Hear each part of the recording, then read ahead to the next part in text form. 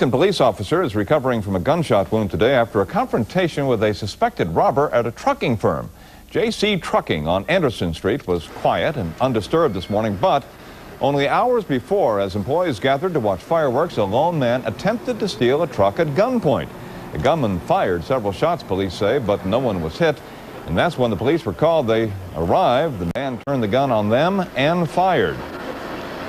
They returned fire, and the subject went down and was deceased, and one of our officers was received a gunshot wound. How serious?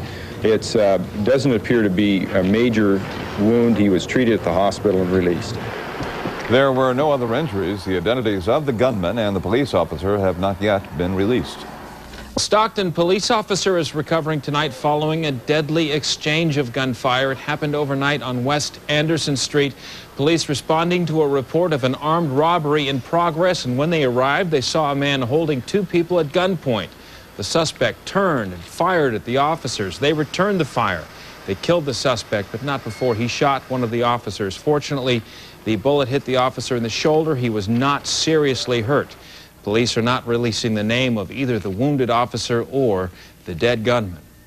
On here in this area, Beth, the Stockton police say that the killing of a 16-year-old boy on Saturday night was justified. Police officials say Brian Scott McKenzie fired upon two officers called to JC Trucking on Anderson Street.